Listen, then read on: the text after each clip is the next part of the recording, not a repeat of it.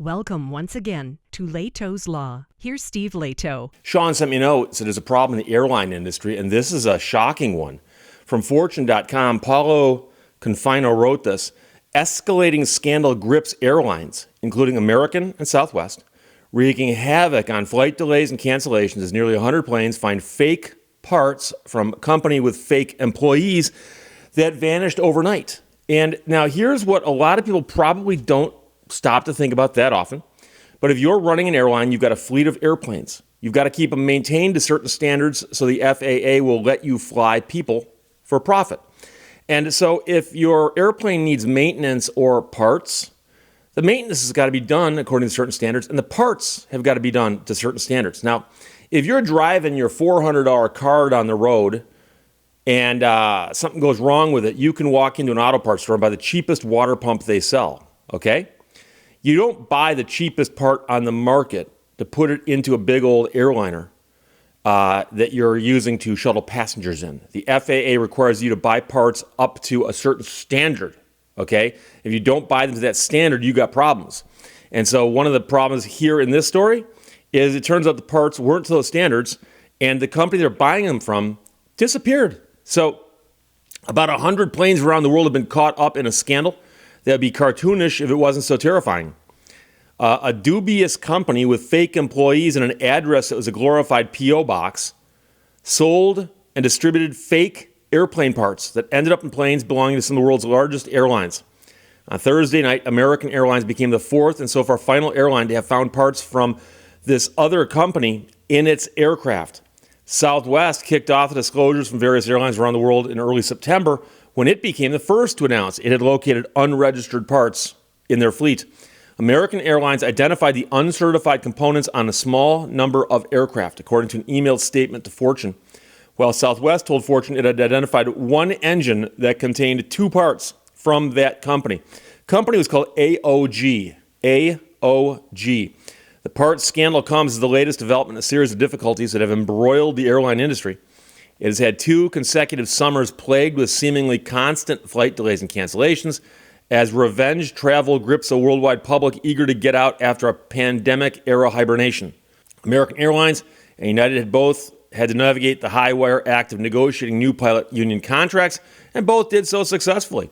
But the prospect of faulty parts, albeit affecting a small fraction of the world's fleet of roughly 25,000 commercial aircraft, is swiftly piling up delays. Regulators, airlines, and parts suppliers around the world are scrambling to track down possible bogus parts as the AOG Technics scandal spreads from the U.S. all the way to Australia. So you've got a big old jet as part of your fleet. You're an airline. And something went wrong on one of those engines that needed a new part. You went and bought a part from this company. Turns out the part may have been counterfeit or simply not up to the proper standards, but they said it was. So you bought the part and installed it on your plane. Now that you know this, you may have to ground that plane and replace the part. The mysterious London-based company stands accused of falsifying documents and shipping that bad parts to airline repair shops around the world. Companies like this are middlemen that supply parts to independent firms that airlines contract to do the repairs on their planes. Parts in question were used to repair jet engines made by CFM International, a joint venture between General Electric and a French firm. It was used in older models of Airbus and Boeing engines. CFM is now suing AOG in London's High Court to get access to documents that would help them unravel the fraud. But the problem, of course, is that the company may have just vanished. So far, CFM believes that AOG may have sold thousands of parts with fraudulent documentation. Parts are accompanied by a lifetime of paperwork, says the president of the airline industry consulting firm R.W. Mann & Company. In the aviation industry, every part of a plane is carefully tracked to ensure its provenance and quality are accounted for. A single faulty part could have catastrophic safety consequences. CFM, which is the engine manufacturer, became aware of the issues in June when a Portuguese repair shop alerted it to the existence of allegedly forged documents bearing its name, according to Reuters. By August, the UK's Civil Aviation Authority, which is the country's equivalent of the FAA, had released a safety notice announcing it was investigating the supply of a large number of suspect unapproved parts. originating from the AOG company. Airlines and maintenance shops that had purchased any parts from AOG were encouraged to verify whether they had actually come from where the distributor claimed they did. Meanwhile, Europe's aviation regulator, the European Aviation Safety Agency, released a notice around the same time confirming that certain documents had been forged to make it appear as if AOG's parts had come from legitimate manufacturers. Each confirmed example, the approved organization identified on the certificate has attested that the form did not originate from them. The certificate had been falsified. On Thursday, the FAA became the latest regulator to issue a notice about AOG's bogus parts scheme. So it turns out that AOG was founded in 2015, according to public filings in the UK. And in addition to allegedly forging documents for airplane parts, it appears that AOG Technics created several fake LinkedIn profiles claiming to be company executives, according to Bloomberg. The profiles listed a chief commercial officer and an executive sales rep, featuring stock photos and employment histories that couldn't be verified by any of their purported former employers. A further look into other filings under the name of this founder show he founded two other companies in the UK, a real estate company and an e-com vendor. His business partner at one of those told Bloomberg the company sold kitchen appliances on Amazon to kill time during the pandemic. So somewhere along the line, the guy said, wait a second, I can also sell airplane parts. Story is quite lengthy. I'm not going to get much further into it than that, but it is a problem. And as you might know, when airplanes crash, bad things happen. You might say, Steve, an airplane crash is a bad thing. Well, no, I'm saying it's a cascading effect. First thing that happens is the airplane crashes. The next things that happen are a whole bunch of bad things. And so airplane crashes are sometimes caused by mechanical failures. And with how complex these airplanes are, mechanical failures can sometimes be caused by the failure of simple things. You'll recall, for instance, there was an airplane where the plane managed to land, but as it landed, it tumbled, and some people died, but some people survived. Someplace in the Midwest, I forgot it was Iowa or Kansas, someplace like that, years ago. And what had happened was one of the blades came off one of the jet engines, and it went off in such a way that it sliced through some hydraulic lines. And it sliced through the hydraulic lines that ran everything in the back of the plane. And so the pilots could keep the plane in the air, but landing it was going to be difficult. And if you went back and looked at that failure, the single blade coming off the engine, you go, okay, that's bad to have a single blade come off a jet engine like that and to escape, to separate from the engine. That's a problem. However, the fact that it separated and sliced through hydraulic lines makes you really wonder, what were the odds on that? But it happened. And so if somebody is selling counterfeit parts, airplane parts are expensive. I've known some pilots. I've known people who owned airplanes. Former attorney I shared office space with owned a multi-engine airplane. And he used to talk to me about how much maintenance was.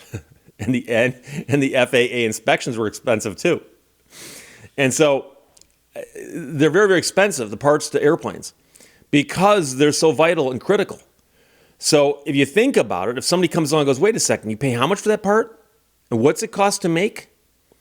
Well, it only costs this much to make if you make it cheaply. If you make it properly, it costs this much to make. But then it has to be certified by the FAA and tested and a bunch of other stuff. So once you get through all of that stuff, that's why it costs this much. But somebody comes along and goes, but wait, I can make a fake one for this much? And there, of course, is a temptation for someone to jump in there and do that. It reminds me of a story. I know somebody who worked in a plant for one of the big three automakers here in Michigan. And at that plant, they made camshafts.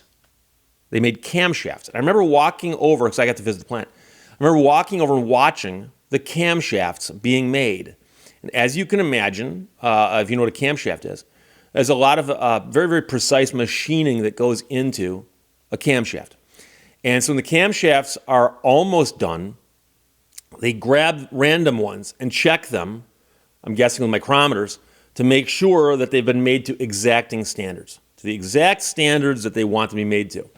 However, if something goes wrong, they would scrap the piece. You sometimes cannot save the piece. If you took too much metal off, you can't put it back on, in that case, economically. So you take the camshaft and you scrap it. You scrap it. And a few years ago, somebody discovered that there were cars showing up at dealerships for this manufacturer that had bad camshafts in them. And I don't know how the investigation went down completely, other than I can tell you is that somebody was taking the scrapped camshafts and selling them as new old stock to a supplier of camshafts and saying, these are camshafts. They just came from the factory. They probably insinuated they were stolen. Hey, they're hot, but I'll sell them to you real cheap. But of course, they were scrapped because they were defective. And so once they figured that out, well, then they got to go back through not the supply chain, but I guess the waste chain and figure out who was taking these things and putting them back in. So they may have actually started destroying them to keep that from happening. So all you got to do is bust it in half and the thing's no good anymore. That might be, I don't know. But all I know is that was a problem where these scrapped parts were getting back into the stream of commerce. And so here it's just cheap parts, but they're getting in the stream of commerce in a way that people think, oh, these are actually expensive certified parts that the FAA will allow us to put in an airplane. So far, it looks like there have not been any accidents or anything caused by this. As you can imagine, if there was, it would be a much bigger story. But as it is, Sean, thanks for sending it. From Fortune.com, Paolo Confino wrote this. Escalating scandal grips the airlines, including American and Southwest, wreaking havoc on flight delays and cancellations as nearly 100 planes find fake parts from company with fake employees that vanished overnight. The only question is, will it affect British Air? Questions or comments, put them below. Let's talk to you later. Bye-bye. Thank you for watching Lehto's Law. When you smile, the whole world stops and stares for a while.